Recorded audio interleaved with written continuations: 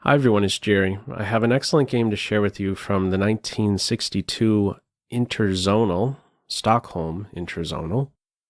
On the white end, Bobby Fischer, and he's playing against Julio Bolbochán, Argentine champion in 1946 and 48, and an international master at the time of this game.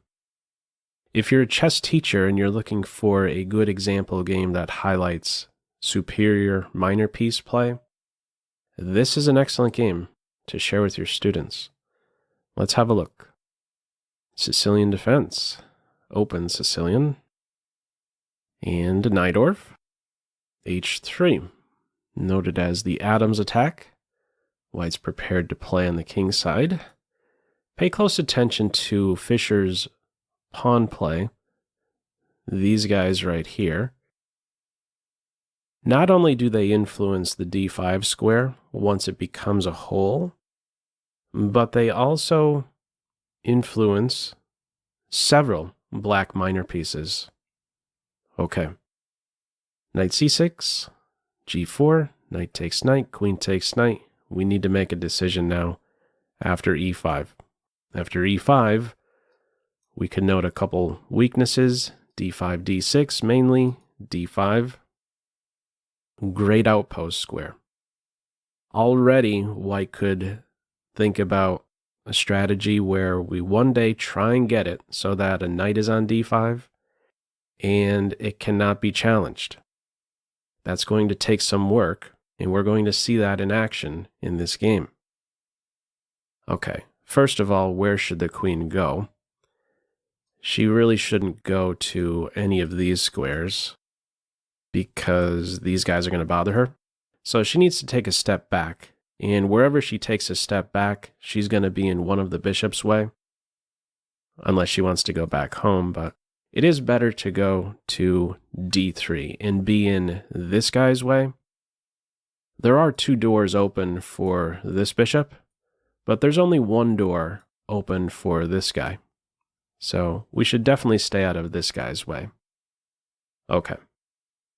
From here, bishop to e7. This is already considered a slight misstep on black's part. And I must admit, bishop e7 on the surface seems like it's completely consistent when you play e5. This square is now opened up. This guy only has one square, so why wouldn't you want to throw that piece there straight away?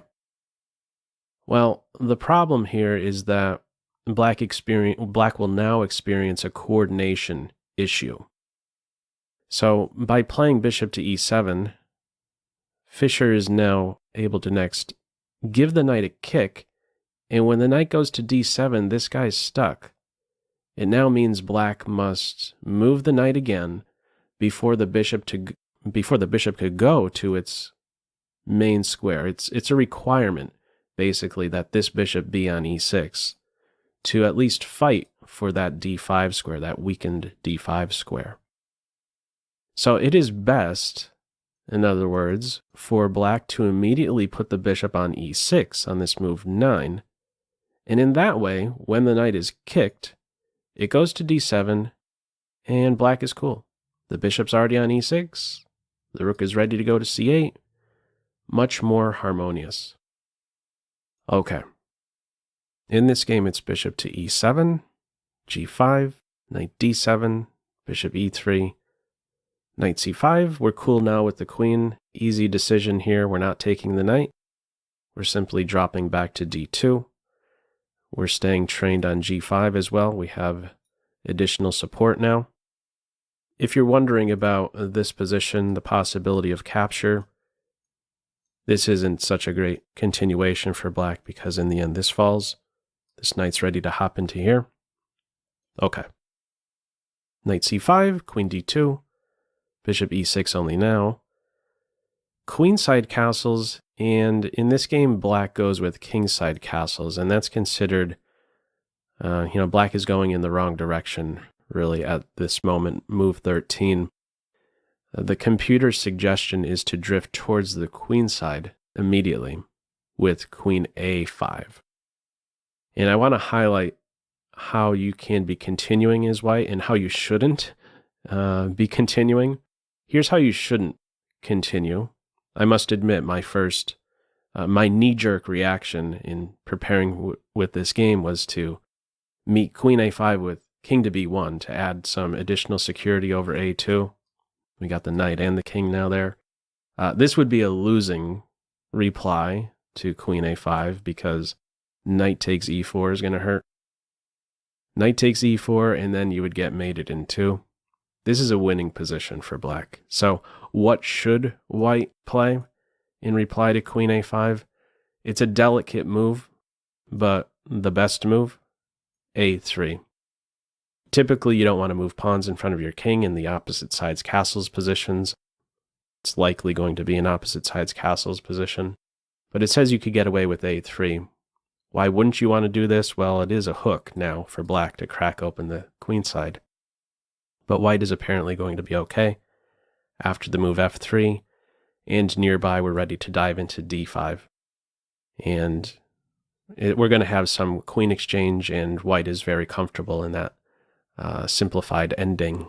So no queen a5 in this game. Instead, it is kingside castles, f3.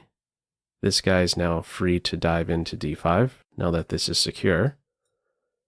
From here, rook c8, king b1. Fischer said of this move, king b1, one never knows when lightning will strike. What do you mean by that?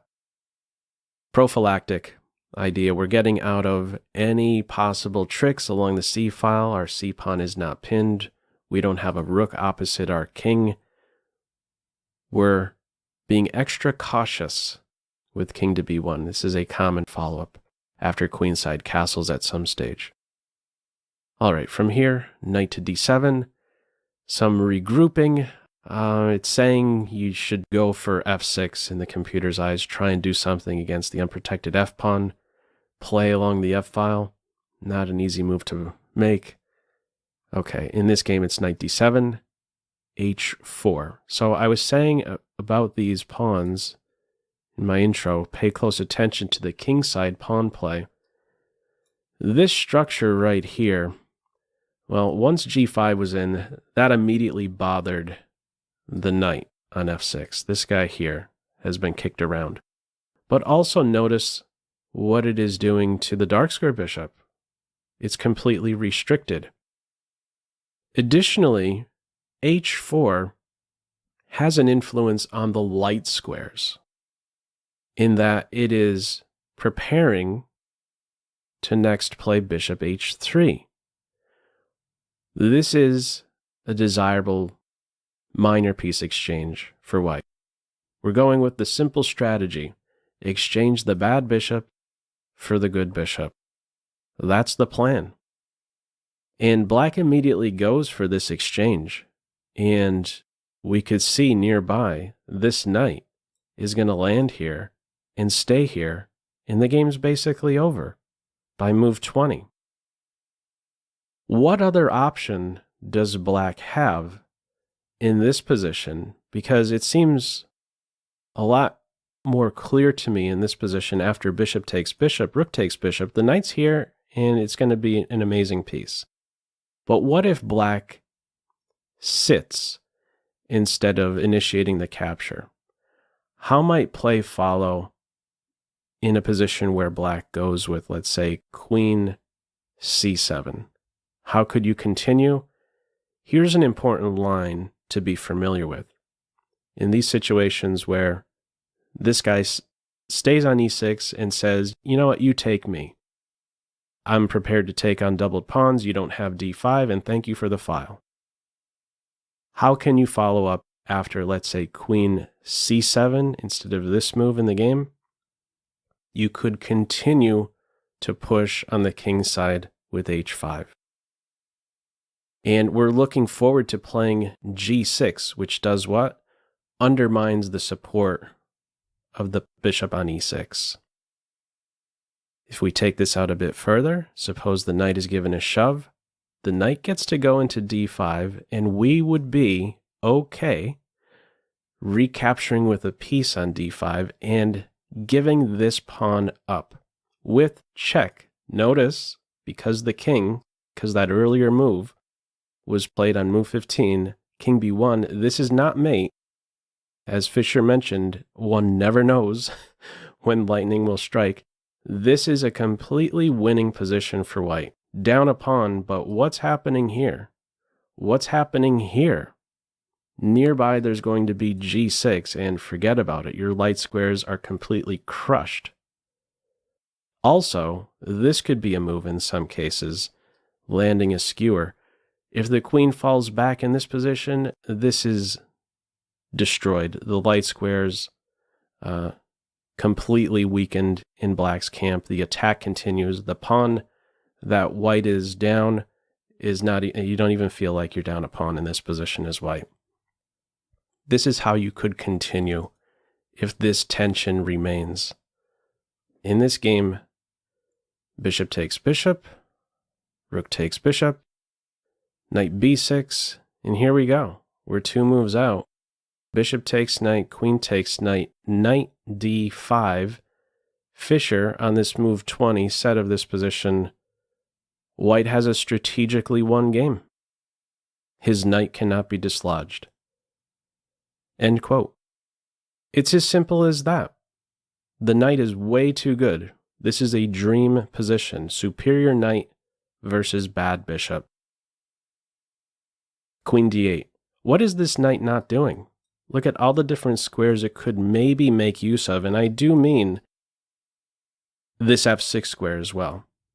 There could maybe be some lines where it dives into f6, takes, we get some open g-file, an octopus knight. How could we make it even more effective in this position? Fischer's next move highlights this. f4. What are we looking to do? Gain access to the f4 square. Maybe the queen, maybe the knight want to make use of that square. Additionally, this is such a cool move. What is the f-pawn doing? Watching over e4 and g4? For what? We don't need that control over these squares, so let's move forward. Let's give black something more to think about. Maybe it gets to f5 if you're not capturing, and then you have to worry about f6, maybe g6. All these different pawn breaks are probably going to be benefiting white. Additionally, this rank is now opened up for the rook. It was only there to recapture the bishop, but now all of a sudden it becomes an amazing piece. You can maybe target the a-pawn, get to the c-file. It eventually does. Pivot on those 2 squares. f4 is excellent. Follow-up.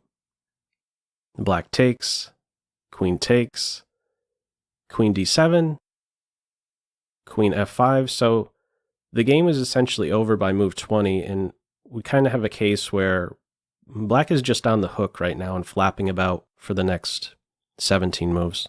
Up until move 37 this goes. Queen takes queen in this position would be met with knight takes bishop check, and then you recapture. You'd win a piece, so black goes to d8. Rook a3, queen a7, rook c3. We're looking to get to the 7th rank. Queen backs off. We avoid the queen exchange. We're looking to attack still. This is nearby, winning the bishop.